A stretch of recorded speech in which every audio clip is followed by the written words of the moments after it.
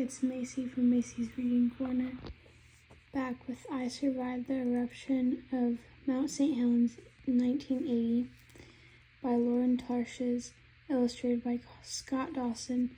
I will be doing chapter 9 and 10, I believe.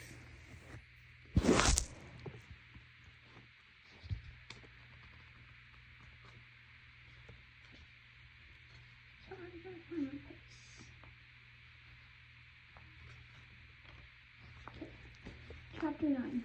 Jess couldn't sleep. Every time she closed her eyes, she imagined St. Helens exploding and then flaming wind speeding down the mountain. She finally took her quilt and went into Mom's room. Mom was awake too and moved over in bed to make space for Jess. "Don't be worried," Mom said. "You heard what Dr. Morales said. We're safe here in Cedar. I know, I just can't stop thinking about it." "I can't either," Mom said, "but I think we need to put it out of our minds. Maybe Dr. Morales was just watched too many disaster movies." Jess smiled. "That part about the snakes was a bit much." Mom giggled. Do you really think St. Helens is going to erupt?" Jess asked. "Could that actually happen?" Mom turned towards Jess. She moved closer to their noses were almost touching. "Whatever happens, you and I will make it through. We always have, like we always will. Like we always have, like we always will." Mom said the words without a shred of doubt. Jess looked at Mom. She still needed to tell her about the camera, but suddenly Jess was so tired, and she closed her eyes, and with Mom's calming words whispering through her mind, Jess fell asleep.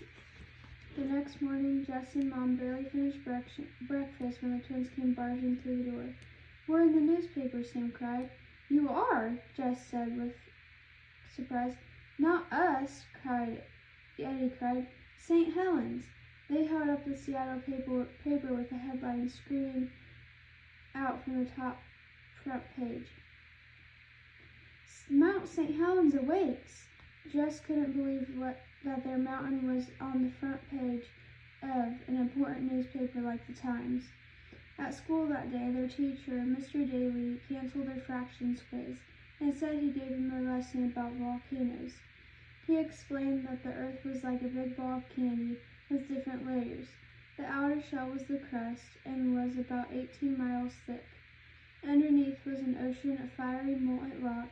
In some spots were cracks in the crust, and that's where volcanoes formed.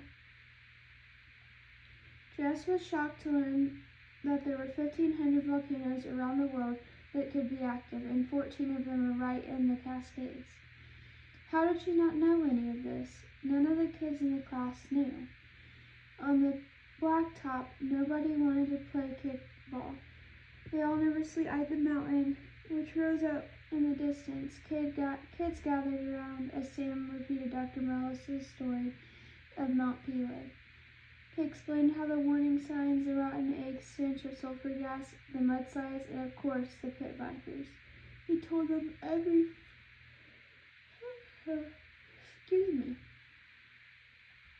He told them about the fiery hurricane wind that swept down the mountain.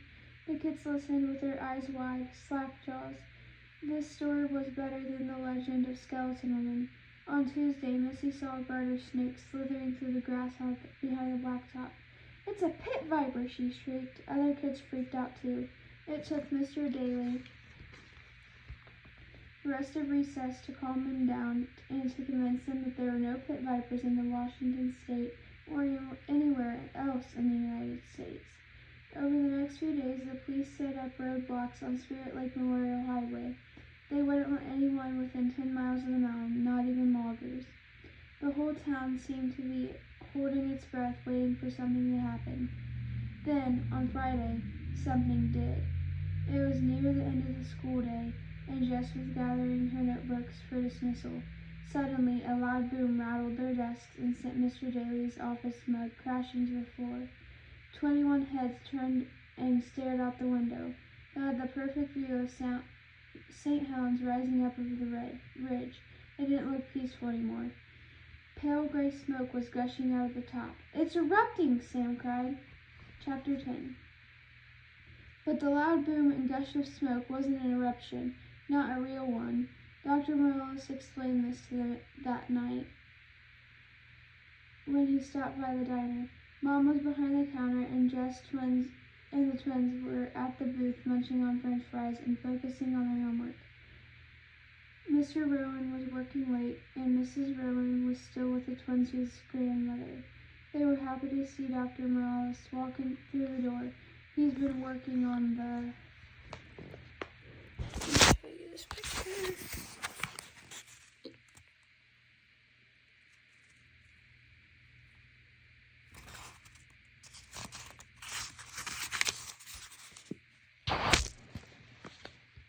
Mountain all day, and was heading back to his lab in Seattle.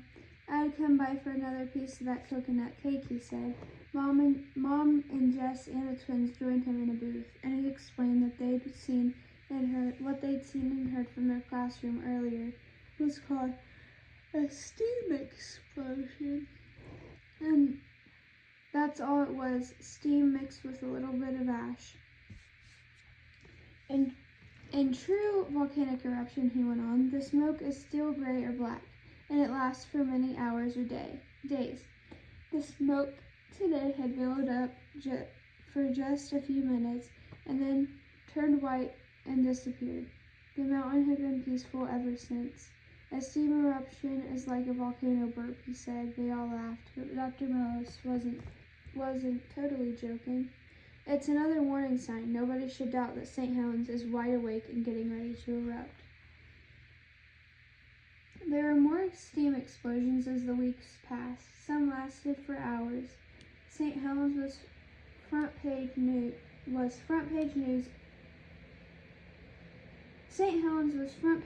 every day. Some nights, Dr. Morales was actually on the TV news giving updates along with other scientists who were closely studying the mountain. The twins went bonkers every time Dr. Morales' familiar face popped onto the screen. There he is! There he is! They'd shout. But for Jess, it was better to see Dr. Morales in person, and her heart always leaped a little when he appeared at Clive's. He came in once or twice a week. On his way to or from the mountain, Mom would pile a plate high with his favorite fried chicken or homemade noodles. And in between bites of food and sips of coffee, he'd tell them about his work on the mountain. To Jess and the boys, his stories were like scenes out of a thrilling action movie. A helicopter pilot would fly him up to the top of the volcano, the summit. Those steam explosions had blasted through hundreds of feet of rock and ice. There was now a huge crater on the summit. It was thousands of feet wide and hundreds of feet deep. The helicopter would hover above the summit so Dr. Morales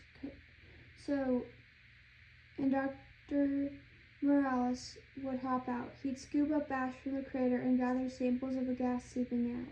You actually go into the crater? Eddie asked in astonishment. I go to the edge, Dr. Morales said. I can only stay for a few seconds because it's so hot.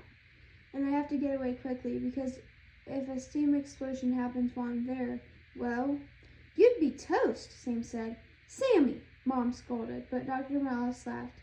Actually, I'd be boiled, he said, picking up a floppy yellow noodle. I'd end up looking something like this. Of course the twins loved that. Sam told the kids at school all about it on the blacktop the next day. Missy looked like she might vomit. But as the weeks passed, Dr. Morales often seemed troubled when he came into the diner. He was still warm and friendly self, but he looked weary. Studying an active volcano wasn't all helicopter rides and daredevil stunts. There were endless hours of sitting around and watching for changes. There were nights trying to sleep in a freezing tent with 30-mile-per-hour winds ripping at the sides, and there was the frustration of not having any clear answers. Dr. Morales and the other scientists knew that something was happening inside the volcano. There were many warning signs. That big crater on the summit was growing. There were massive cracks and bulges on the north side of the mountain. None of the scientists knew for sure exactly what these clues meant. Was the volcano about to erupt? Would the eruption be violent? Would there be a warning?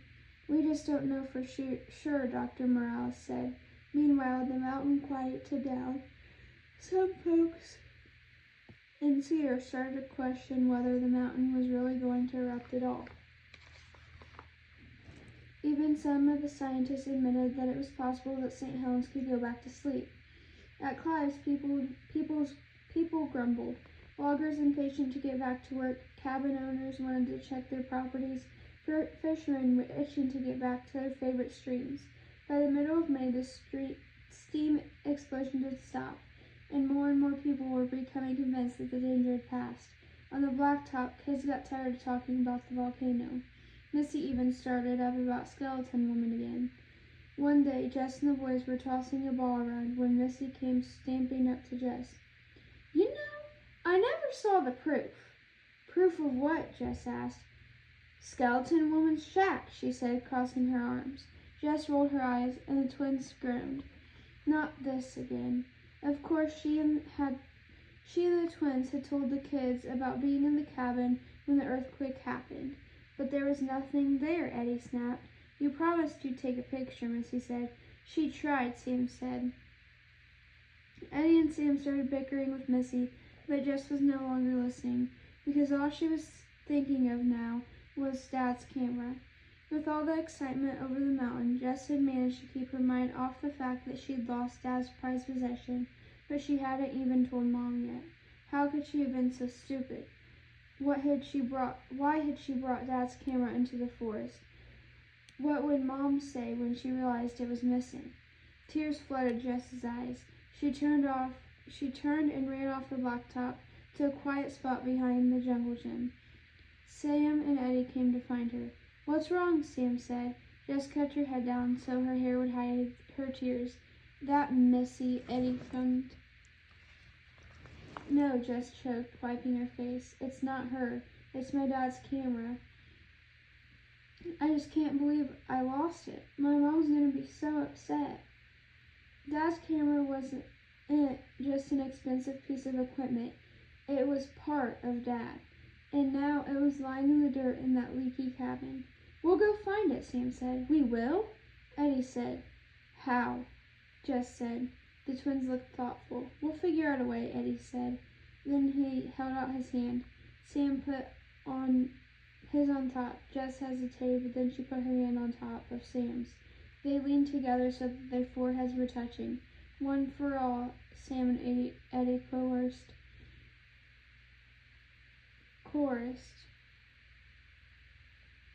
Jess took a breath, and one for all, she answered.